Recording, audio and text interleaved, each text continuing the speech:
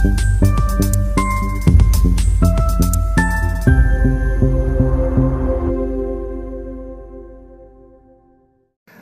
పాత్రుడు guarantee అందరి పాత్రుడు. ఎప్పుడూ ప్రజల గురించే ఆలోచించే వ్యక్తి.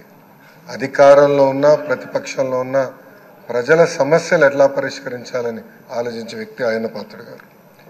ఆయన పాత్రుడు గారంటే ఒక పోరాటం, ఒక పౌరుషం. ఇప్పుడే పవనన్న అన్నట్టు క్షణికావేశం కూడా ఉండేది, ఇప్పుడు ఇంకా అవకాశం లేకుండా పోయింది. 1983లో విశ్వవిఖ్యాత నడసార్వభౌమ స్వర్గీయ నందమూరి తారక రామారావు గారు ఆనాడు తెలుగుదేశం పార్టీని స్థాపించినప్పుడు 25 సంవత్సరాల వయసులో మీరు ఆనాడు పోటీ చేశారు, ఎమ్మెల్యే అయ్యారు. ఆనాడు భారతదేశంలోనే సెకండ్ యంగెస్ట్ ఎమ్మెల్యేగా ఆయన పాత్రుడు గారు నిలబడ్డారు. 25 సంవత్సరాల వయసులో మీరు మంత్రిగా కూడా అయ్యారు. 7 సార్లు శాసనసభ్యుడిగా, ఒకసారి ఎంపీగా కూడా మీరు ఉన్నారు.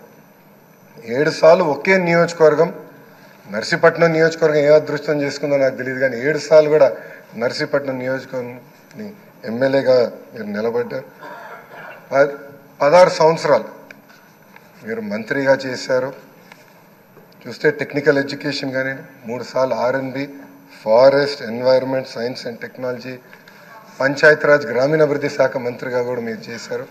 ఈ హౌస్లో ఎవరికి పక్కన ఒక అదృష్టం నాకు దక్కింది. మీ తర్వాత పంచాయతీరాజ్ గ్రామీణాభివృద్ధి శాఖ మంత్రి ఏదో అవకాశం నాకు దక్కింది.